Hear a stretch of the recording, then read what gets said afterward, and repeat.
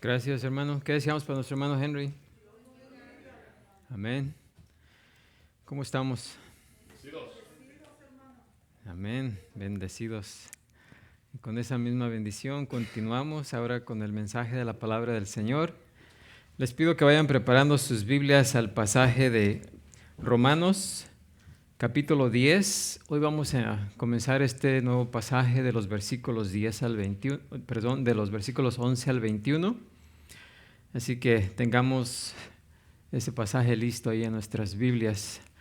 Y antes de comenzar, como es costumbre, voy a pedirle a nuestro hermano Luis, que nos acompaña desde Palmdale, que nos lleve en una oración.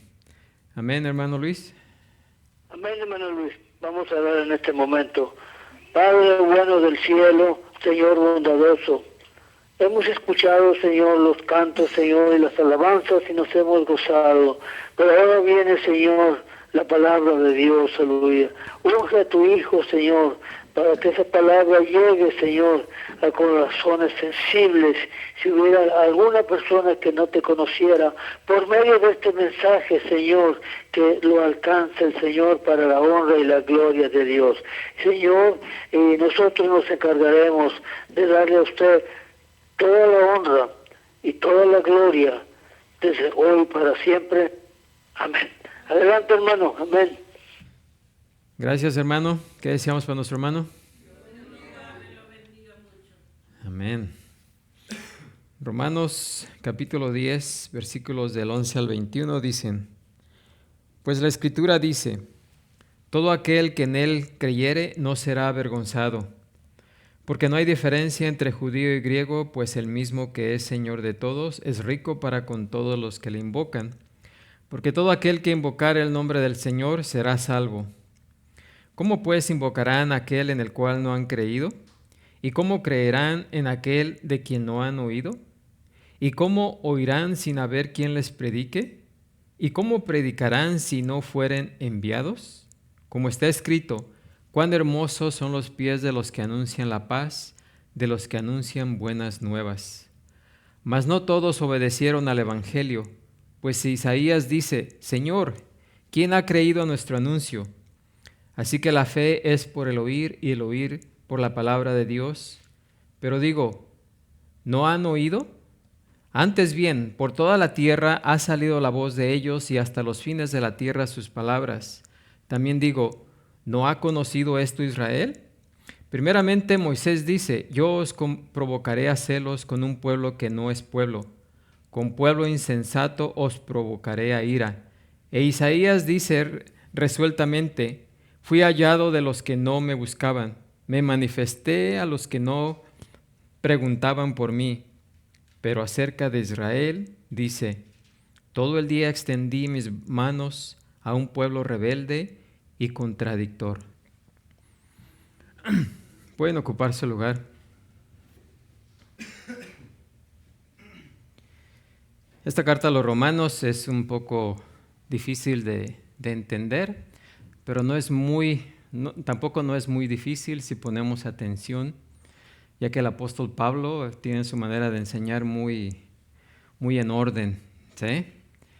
Y como hemos visto a través de los primeros 8 capítulos, donde Pablo presenta todo lo concerniente al evangelio, ¿sí? Y termina precisamente aún con la seguridad que todo creyente tiene en Cristo Jesús, que nada ni nadie nos podrá separar del amor de Dios.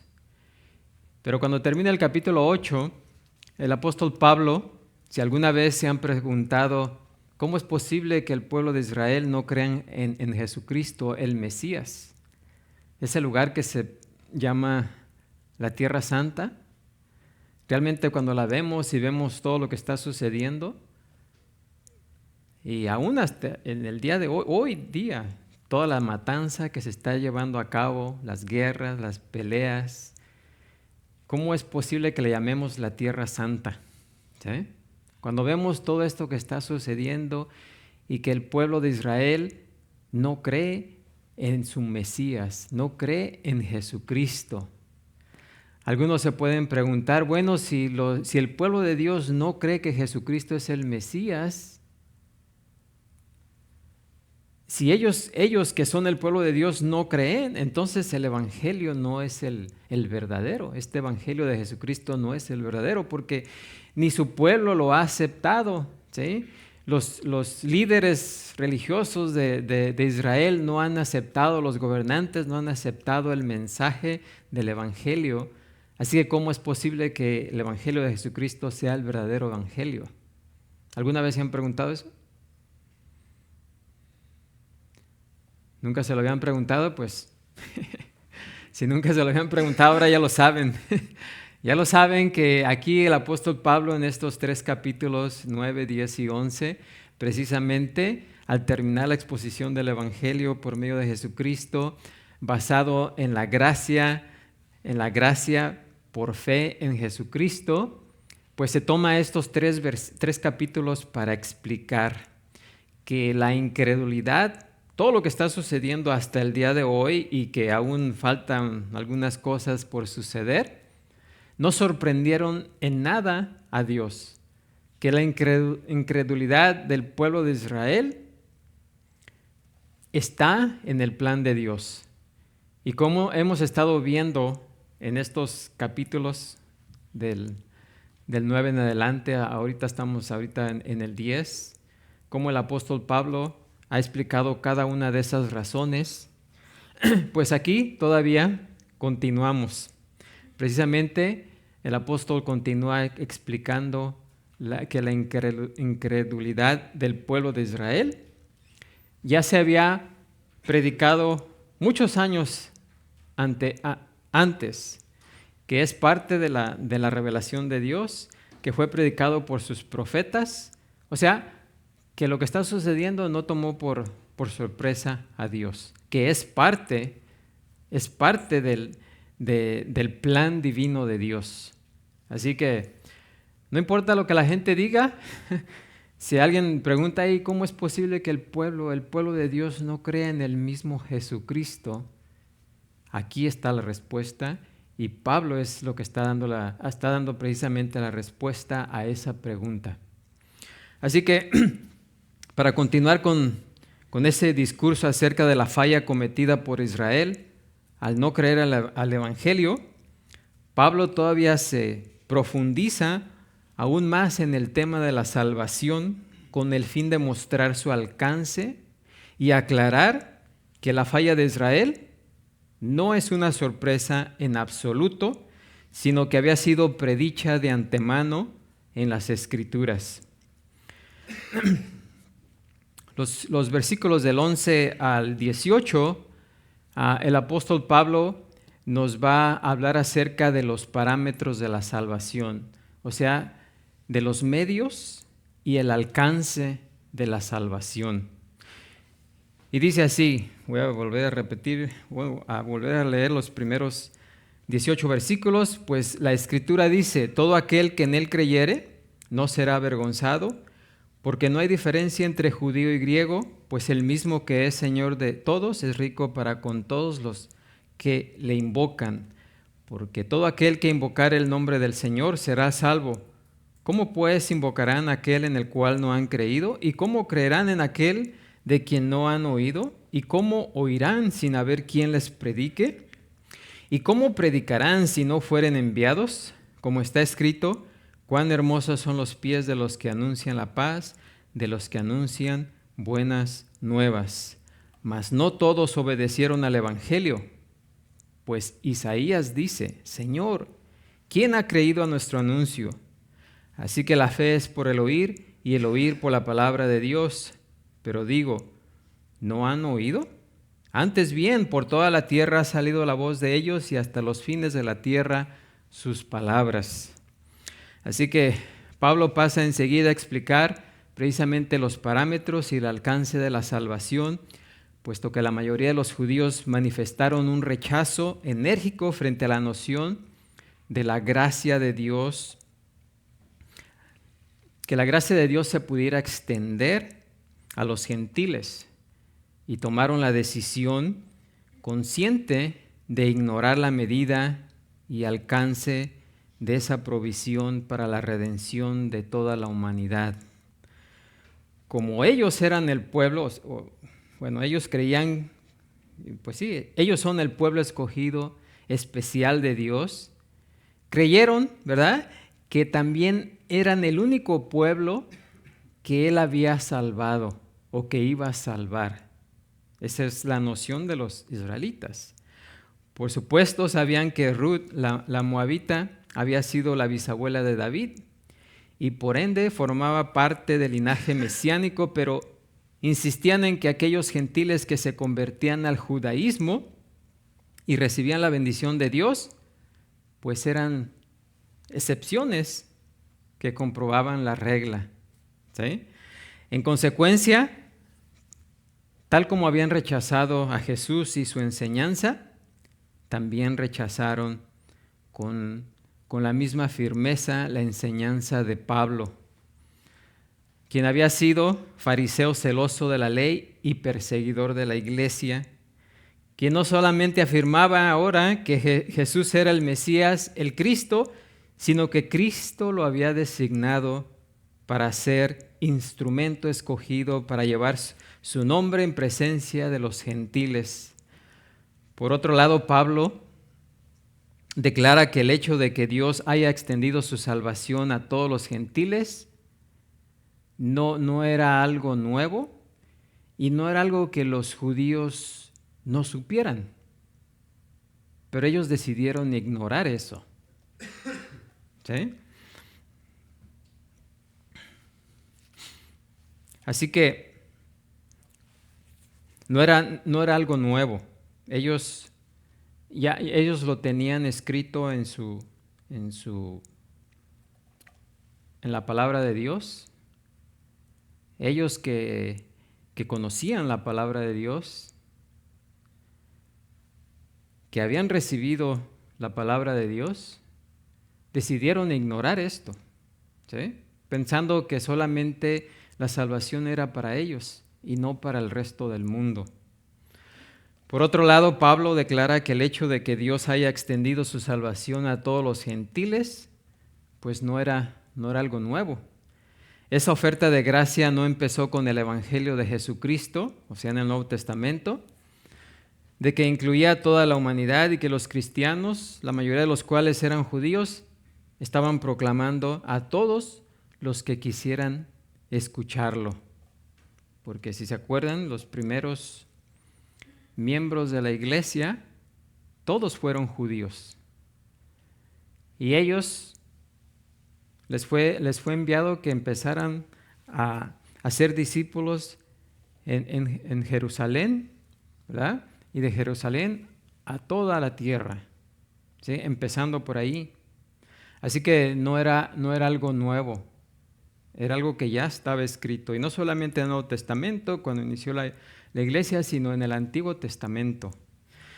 Pues precisamente para eso fue escogido el pueblo de Israel, para ser testigo de Dios a todas las naciones. Versículo 11, como Pablo ya ha citado, la Escritura dice a través de Isaías: todo aquel que en él creyere no será avergonzado. Allá en Isaías 28:16. Dios siempre había estado llamando a los gentiles. La frase todo aquel no se reducía solamente a los judíos, sino todo aquel, ¿sí? De hecho, la razón de existir de Israel era convertirse en un testimonio para las naciones, un reino de sacerdotes y gente santa, como dice Éxodo 19:6, a fin de predicarle al resto del mundo la salvación que hay en el Dios verdadero. Las Escrituras del Antiguo Testamento habían enseñado mucho tiempo atrás que aparte de la ley se ha manifestado la justicia de Dios, testificada por la ley y por los profetas, la justicia de Dios por medio de la fe en Jesucristo, para todos los que creen en Él, porque no hay diferencia. Nos dijo esto Pablo en Romanos 3, 21 y 22. En otras palabras, la salvación por medio de la fe en Él para cualquiera. Es lo que significa todo aquel que en Él creyere. Ese siempre ha sido el plan de Dios.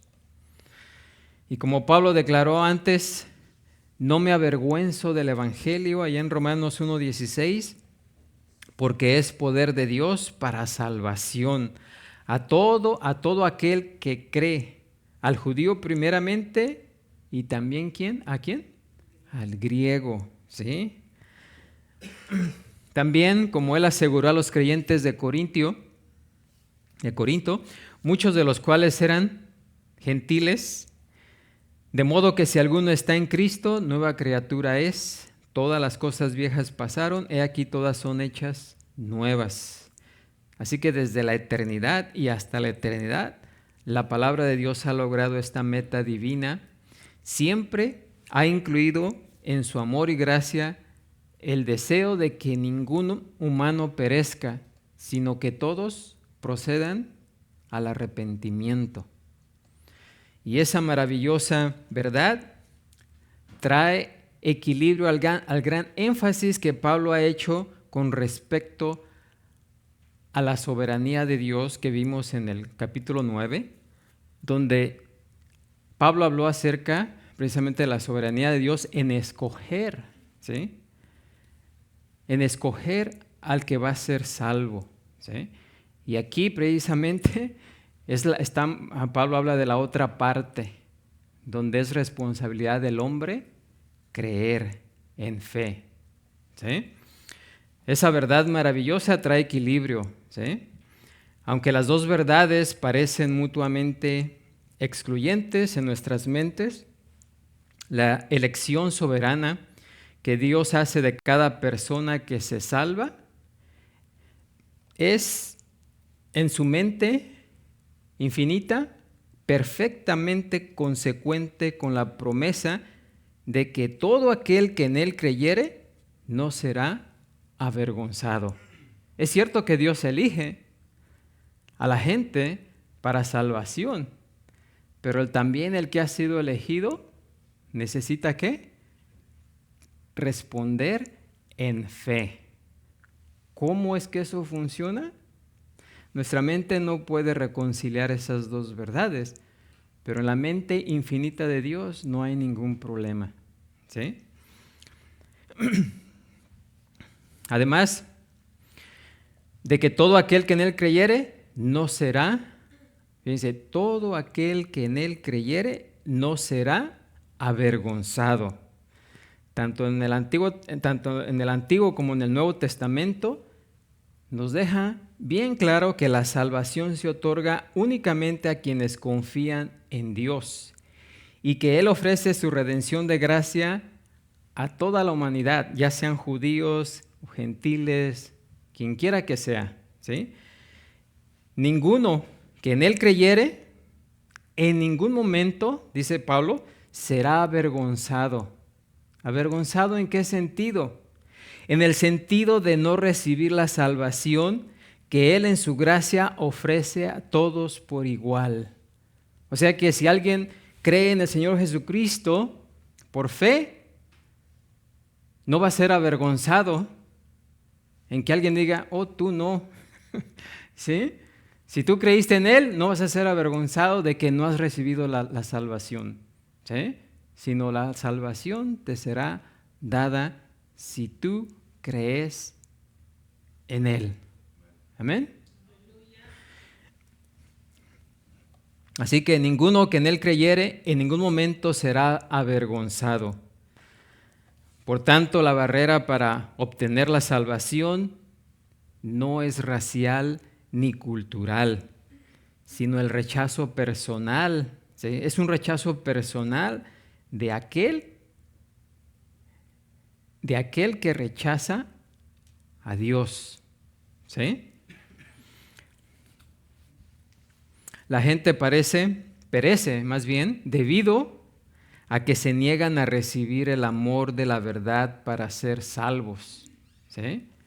No es porque Dios no la dé, sino porque el hombre se niega a recibirla. Amén. Ahora,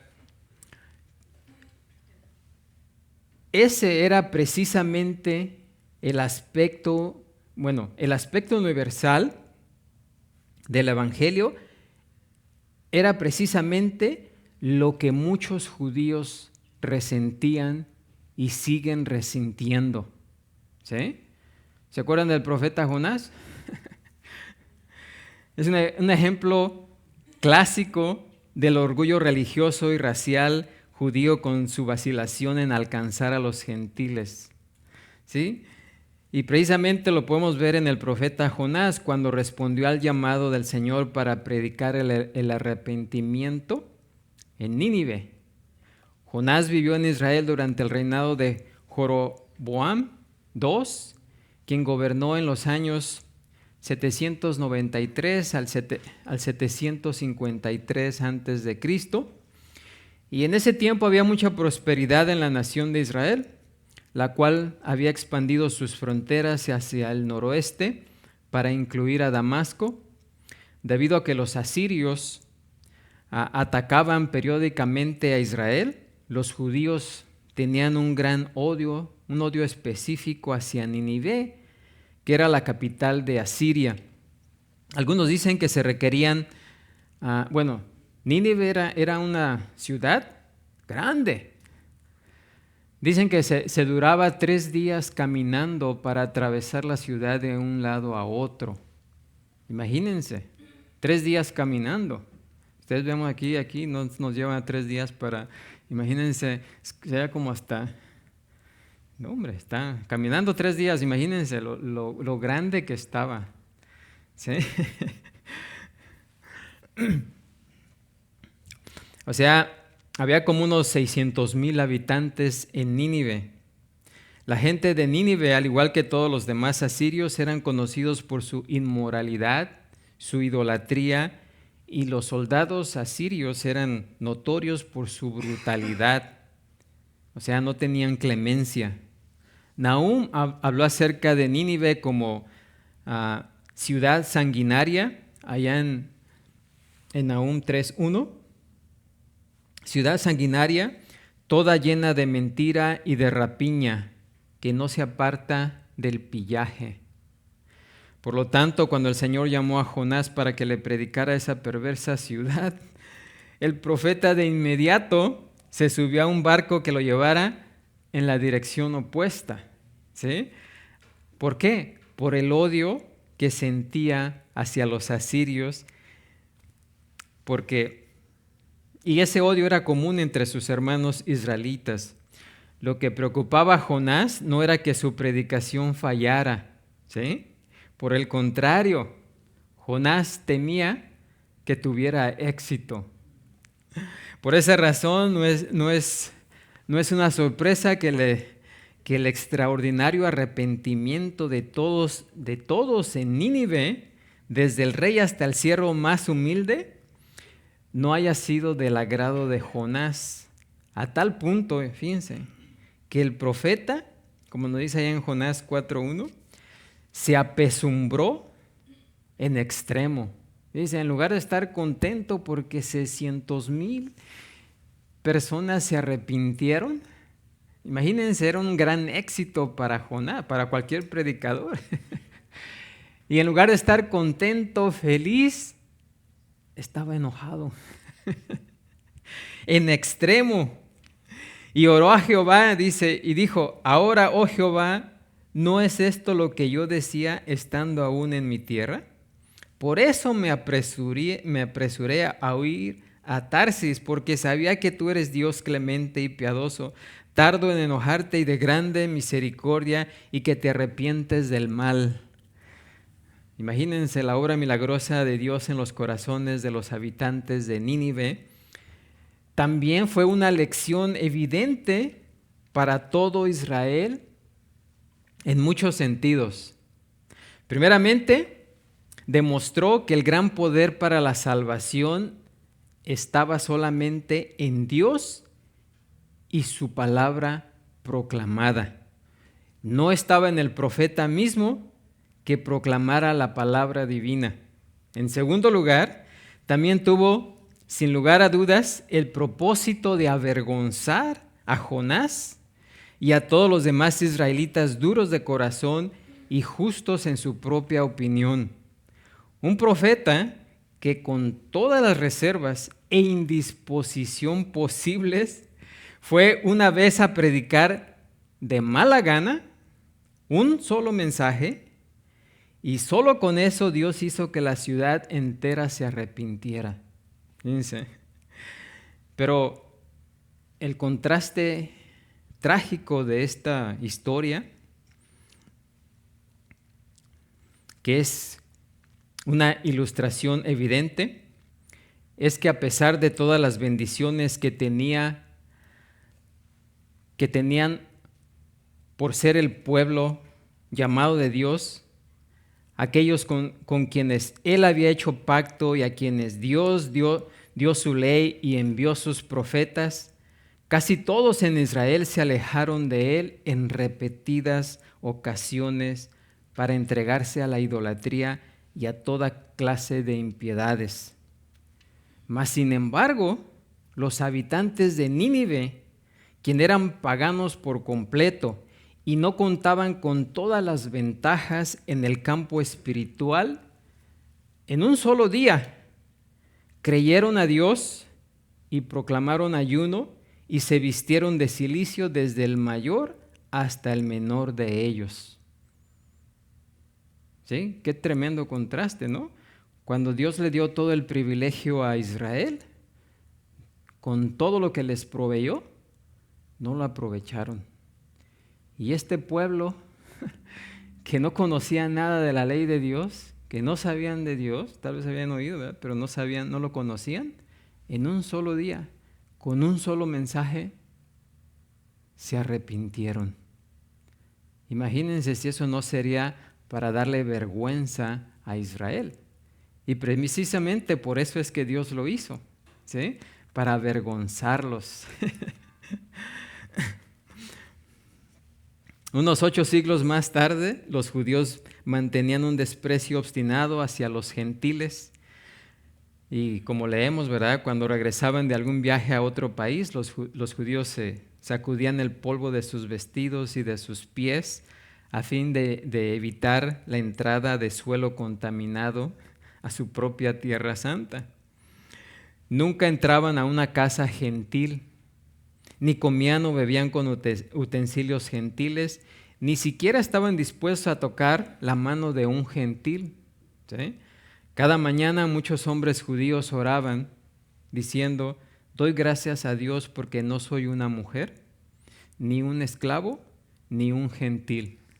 Imagínense, el orgullo tremendo. Así que imagínense, con ese orgullo,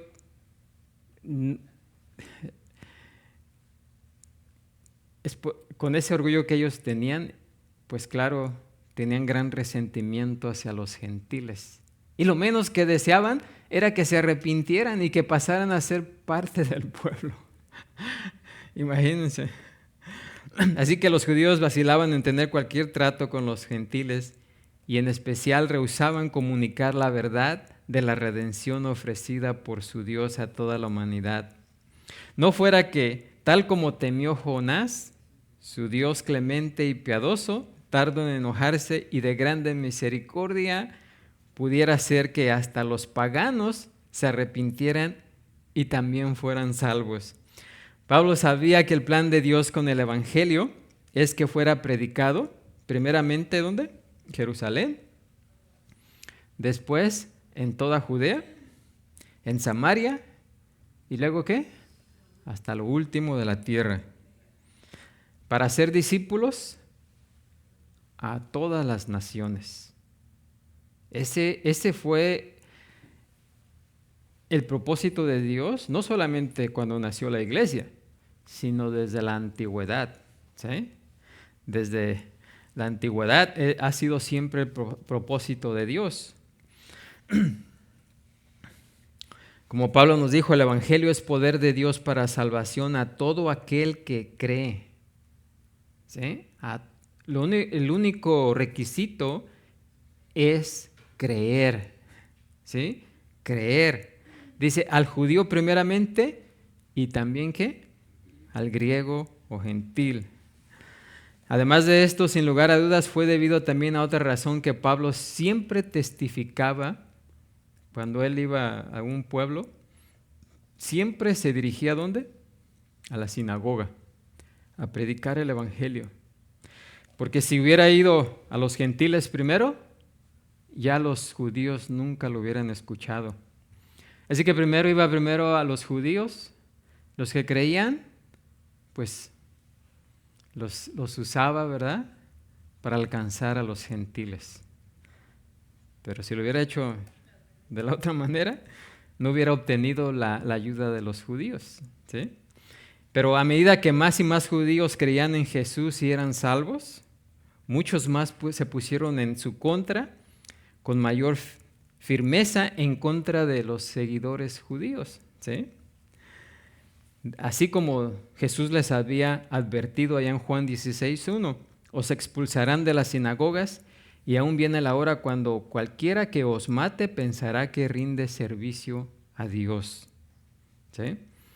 Cuando Pablo llevó al templo a 4 hombres judíos, quienes habían hecho un voto con el fin de llevar a cabo su purificación ritual, como podemos leer allá en Hechos 21:27, unos judíos de Asia, al verle en el templo, alborotaron a toda la multitud y le echaron mano, dando voces: varones israelitas, ayudad. Este es el hombre que por todas partes enseña a todos contra el pueblo, la ley y este lugar. Y además de esto ha metido iba a decir gringos, ha metido a griegos en el templo y ha profanado este santo lugar, porque antes habían visto con él en la ciudad a Trófimo de Éfeso, a quien pensaban que Pablo había metido en el templo, ¿sí? Trófimo era un gentil y pensaban que Pablo lo había metido en el templo.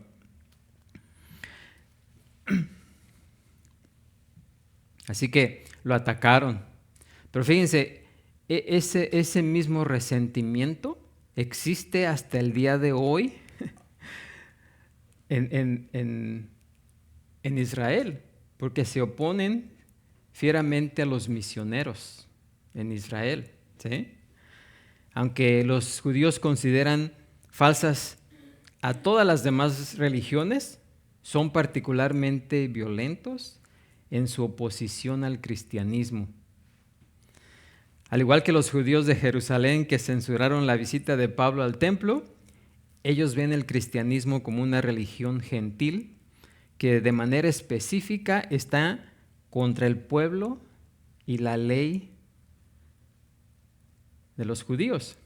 Por eso no hacen mucho esfuerzo para convertir a los gentiles en el judaísmo, ¿sí? Porque detestan a los gentiles.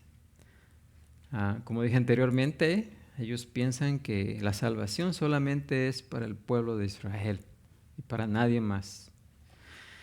Versículo 12. Nada podría ser más devastador para los judíos que el hecho de recordarles, fíjense, no podría ser más devastador para los judíos que el hecho de recordarles que no hay diferencia entre judío y griego. Imagínense cuando Pablo dice, no hay diferencia entre judío y griego, cuando ellos lo que más pensaban es que había una gran diferencia, ¿sí?, entre ellos y los demás. Y cuando Pablo dice, no hay diferencia entre judío y griego, pues el mismo que es Señor de todos es rico para con todos los que le invocan. Imagínense, imagínense con ese resentimiento que tenían a los gentiles y que Pablo les diga eso, que no hay diferencia entre ellos y los gentiles. Chispas. Porque su grande orgullo se basaba precisamente en la creencia de que eran superiores a todos los demás pueblos. Así que no podían tolerar la humildad que se requiere para aceptar esa verdad. En la proclamación del mensaje dado a la iglesia en los Gálatas, Pablo escribió, allá en Gálatas 3:28 al 29, ya no hay judío ni griego, no hay esclavo ni libre, no hay varón ni mujer, porque todos vosotros sois uno en Cristo Jesús. Imagínense cómo resonaban esas palabras en la mente de un judío. Y no solamente eso, el apóstol dijo enseguida algo que podría dejarlos aún más aturdidos, que los gentiles creyentes, al igual que los judíos, que los gentiles creyentes, al igual que los judíos creyentes, son, fíjense, ciertamente linaje de Abraham y herederos según la promesa. Imagínense, no solamente que son igual, sino que son linaje de Abraham, cuando ellos se consideraban solamente linaje de Abraham, descendientes de Abraham. Y que Pablo diga que también los gentiles son linaje de Abraham en la fe, pues imagínense si es algo que pudieran aceptar. Pablo declaró a los creyentes gentiles de la iglesia de Éfeso, allá en Éfeso 2:11, por tanto, acordaos de que en otro tiempo vosotros los gentiles en cuanto a la carne erais llamados incircuncisión por la llamada circuncisión hecha con mano en la carne.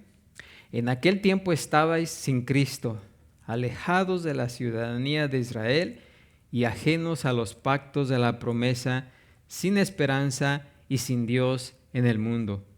Pero ahora en Cristo Jesús, vosotros que en otro tiempo estabais lejos, habéis sido hechos cercanos por la sangre de Cristo. Así que imagínense todas estas palabras, cómo le caen a los judíos. Dijo uno en el dedo gordo, ¿no?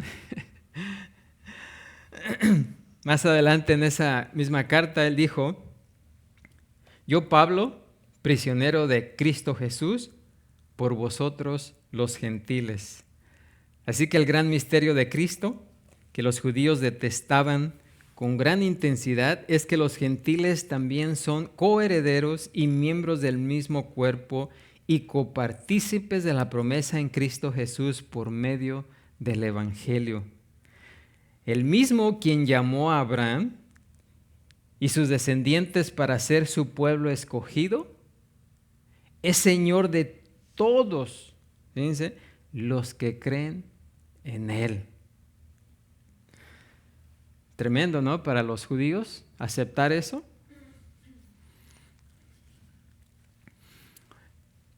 Y también pues se debía a que la mayoría de los judíos estaban esperando la llegada de un libertador nacional y político antes de un salvador universal, ¿sí?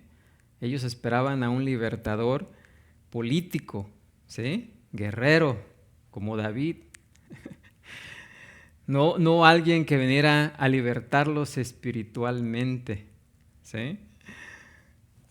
Así que el Evangelio de Jesucristo, que se extiende a todos los que le invocan,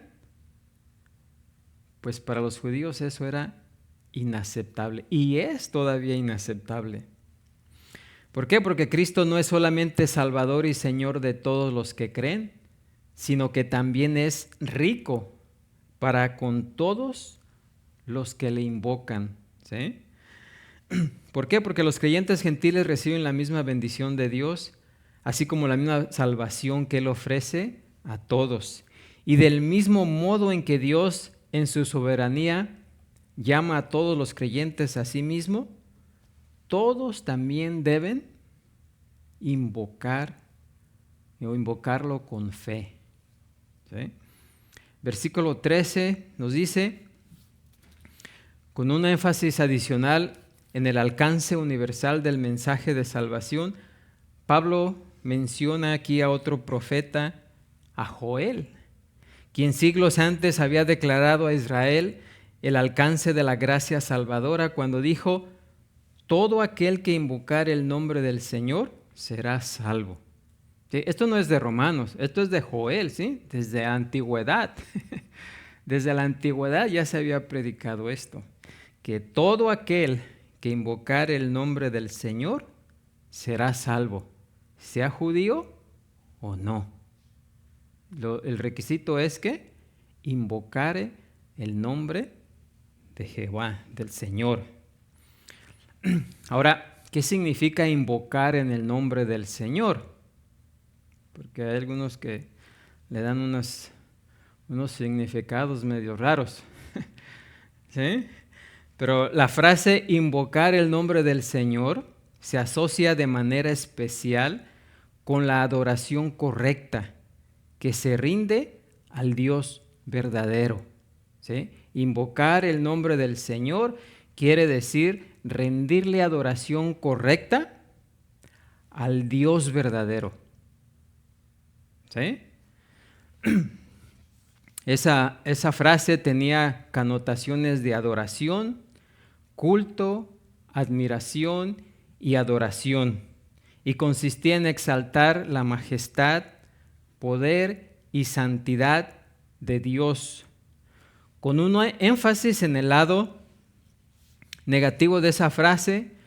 El salmista clamó a Dios allá en el Salmo 79:5: ¿Hasta cuándo, oh Jehová, estarás airado para siempre? ¿Arderá como fuego tu celo? Derrama tu ira sobre las naciones que no te conocen y sobre los reinos que no invocan tu nombre. ¿Sí? Sobre los reinos que no invocan tu nombre. ¿Qué quiere decir que no invocan su nombre? Que no le rinden un culto correcto al Dios ¿qué? Verdadero. ¿Sí? El salmista también exaltó con gozo en el Salmo 105:1. Dice: alabad a Jehová, invocad su nombre, dad a conocer sus obras en los pueblos. ¿Sí? Y una vez más leemos en el Salmo 116:4: invoque el nombre de Jehová, diciendo: oh Jehová, libra ahora mi alma. Perdón, decía: invoqué el nombre de Jehová, diciendo: oh Jehová, libra ahora mi alma. Clemente es Jehová y justo. Sí, misericordioso es nuestro Dios. En estos 4 pasajes de Joel y Salmos, la palabra Jehová o Señor corresponde al nombre del pacto de Dios, que se designaba en el hebreo con las 4 letras mayúsculas, que era traducido como Yahvé. Por lo tanto, invocar el nombre del Señor no era gritar desesperado, pidiendo auxilio a cualquier Dios, sin importar quién fuera o dónde pudiera estar, ¿sí? Sino más bien era una proclamación de fe en el nombre del Dios único y verdadero, el Creador y Señor de todos los hombres y de todas las cosas, ¿sí? Eso es lo que significa invocar el nombre del Señor. Para hacer eso, la persona necesita conocer al verdadero Dios. O sea que no es de cualquiera que invoque el nombre del Señor, ¿sí? Sino la única persona que puede invocar el nombre del Señor es aquella persona que le conoce, que sabe quién es y que viene a Él de la manera correcta. ¿Amén? ¿Por qué? Porque, como Pablo acaba de declarar, es por confesar con la boca que Jesús es el Señor y creer en el corazón que Dios le levantó de los muertos. De esa manera, cualquier persona podrá ser ¿qué? Salva. ¿Por qué? Porque Él es el único y verdadero Señor en quien los judíos fieles siempre habían invocado en actitud de contrición, exaltación y adoración. Invocar el nombre de Jesús como Señor equivale a reconocer y someterse a su deidad, a su autoridad, a su soberanía, a su poder, a su majestad, a su palabra y a su gracia. ¿Sí? Todo aquel, no importa si es judío o gentil, que así lo haga, dice la palabra, será ¿qué? Salvo. ¿Sí? La palabra salvo se encuentra como 160 veces en el Antiguo Testamento y en el Nuevo Testamento con el término griego se halla más de 100 veces en el Nuevo Testamento. Pablo utiliza ese término en 45 ocasiones. ¿Sí? Versículo 14. A fin de explicar con más detalle el alcance y los parámetros universales de la gracia salvadora de Dios, el apóstol hace las siguientes preguntas retóricas. ¿Cómo pues invocarán aquel en el cual no han creído? ¿Y cómo creerán en aquel de quien no han oído? ¿Y cómo oirán sin haber quien les predique? ¿Y cómo predicarán si no fueren enviados? Miren, aquí Pablo utiliza una lógica sencilla pero progresiva. Pablo establece que únicamente quienes invocan el nombre del Señor pueden ser salvos, que solamente quienes han creído en Él pueden invocarle. Únicamente aquellos que han oído acerca de Él pueden creer en Él. Solamente aquellos que tienen quien les predique pueden oír bien acerca de Él. Y por último, ningún predicador puede predicar el evangelio verdadero si no ha sido enviado por Dios mismo. ¿Sí? Eso es lo que dice ahí Pablo. Si volteamos eso de atrás para adelante, Pablo está diciendo que si Dios no enviara predicadores, nadie podría oír el mensaje. Si nadie pudiera oír, ninguno podría creer. Y si nadie pudiera creer, nadie podría invocar al Señor. Y si nadie pudiera invocarle, ninguno podría ser ¿qué? Salvo.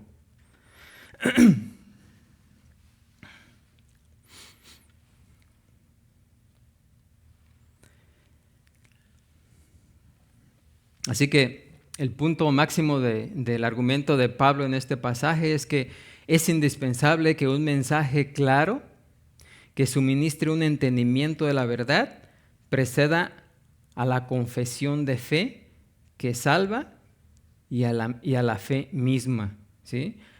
Aquí el apóstol le recuerda a sus lectores judíos que Dios llamó a Abraham y sus descendientes precisamente con este propósito. ¿Sí? Es la promesa. Y serán benditas en ti todas las familias de la tierra. ¿Cómo es que todas las familias de la tierra iban a ser benditas? ¿Porque iban a recibir cosas materiales? ¿Riqueza? ¿Mucho amor? ¿Mucho éxito? No, las familias de la tierra solamente pueden ser bendecidas si son ¿qué? Salvadas. ¿Sí? Así que la promesa es esa, que Dios le dio a Abraham. En ti serán benditas todas las familias de la tierra. Para eso escogió Dios a Abraham, para eso escogió Dios al pueblo de Israel, pero por su orgullo pensaban que solamente la salvación era de ellos y no querían compartirla con nadie más. Ahora, esa es la razón por la que hasta el día de hoy el pueblo de Israel no cree en el Mesías, no cree en el Evangelio, ¿sí? Porque ellos siguen esperando a un Mesías guerrero, libertador, que los libere de la opresión de los gentiles, de toda esta opresión que ellos están viviendo hasta el día de hoy, ¿sí? Pero no de una opresión espiritual. Ya que Él llamó a Israel para ser un reino de sacerdotes y gente santa. Tal como lo hizo en el Antiguo Testamento, Dios sigue enviando a sus predicadores para que den testimonio de Él hasta los rincones más lejos de la tierra. Segunda parte del versículo 15, Pablo también recurre al respaldo del Antiguo Testamento y cita ahora a Isaías 52:7. Como está escrito, cuán hermosos son los pies de los que anuncian la paz, de los que anuncian buenas nuevas. No es que los pies físicos de los predicadores de Dios sean hermosos, sino la paz y las buenas nuevas que esos pies llevan hasta los confines de la tierra. Yo escuché, creo que fue a John MacArthur, que dijo: cuán hermosos son los pies de los que anuncian la paz, de los que anuncian buenas nuevas. En la antigüedad, ustedes saben que no existían teléfonos, correo, nada de lo que tenemos hoy. La única forma de comunicación que existía entre un pueblo u otro eran los mensajeros. Esas personas que caminaban, corrían de un lado a otro para ir y traer las noticias. Y ustedes saben que también en cada pueblo había atalayas, gente que estaba observando, ¿sí? Entonces, cuando era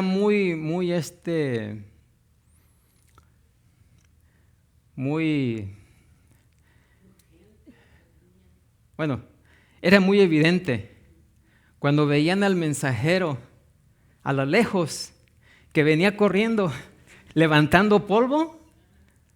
¿Por qué creen que venía corriendo a todo galope?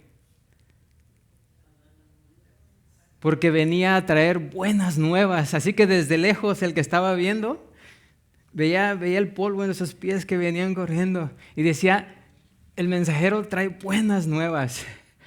Pero cuando veían al mensajero todo acá, decían: chispas, de seguro trae malas nuevas. ¿Sí? Por eso es la expresión aquí: cuán hermosos son los pies de los que anuncian la paz, de los que anuncian buenas nuevas. Porque era evidente, ¿sí?, en la manera en que venían los mensajeros, que el atalaya podía decir: trae buenas nuevas o trae malas noticias, ¿verdad? Así que no es que los pies físicos de los predicadores de Dios sean hermosos, sino que la paz y las buenas nuevas que esos pies llevan hasta los confines de la tierra. Eso es lo hermoso de esos pies. ¿Amén? Ahora, ese versículo de Isaías fue escrito para celebrar la liberación de Israel de sus muchos años de cautividad y servidumbre, primero en Asiria y luego en Babilonia, ¿sí? La diferencia es que Pablo se propone demostrar que ese versículo se aplica aún con mayor relevancia al presente, teniendo en cuenta la siguiente declaración de Isaías acerca de un día futuro, cuando se diga, como dice Isaías 52:10, Jehová desnudó su santo brazo ante los ojos de todas las naciones, y todos los confines de la tierra verán la salvación del Dios nuestro. ¿Sí? En aquel día, según nos enseña Juan, allá en Apocalipsis 5, 8 y 9, dice: los 4 seres vivientes y los 24 ancianos se postrarán delante del Cordero. Todos tendrán arpas y copas de oro llenas de incienso, que son las oraciones de los santos, y cantarán un nuevo cántico diciendo: digno eres de tomar el libro y de abrir sus sellos, porque tú fuiste inmolado y con tu sangre nos has redimido para Dios, de todo linaje y lengua y pueblo y nación. ¿Sí? Así que eso significa no solamente la liberación en aquel tiempo, cuando Isaías escribió, sino a lo que se avecina, a lo que un día va a acontecer en el futuro. Creo que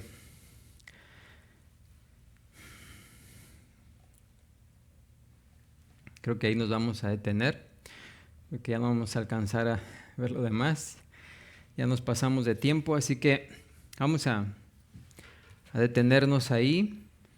Espero que hayamos hasta este punto entendido todavía las razones por las cuales el pueblo de Israel se muestra pues incrédulo y sin aceptar al Mesías. ¿Por qué no aceptan el Evangelio de Jesucristo? ¿Okay? Todo esto que Pablo nos está explicando, ¿sí? Pablo se apoya en el Antiguo Testamento, explicando que desde entonces ya estaba Ya estaba escrito que esto iba a suceder. Todo esto, toda la incredulidad de Israel hasta el día de hoy y todavía lo que va a acontecer, ya ha sido escrito. ¿Sí? Nada de esto ha tomado a Dios por sorpresa. Es parte del plan divino de Dios. Amén. Vamos a ponernos de pie y ser despedidos, orando. Padre Santo, Señor Todopoderoso, gracias te damos una vez más en este día, en esta tarde, Señor, por la gran salvación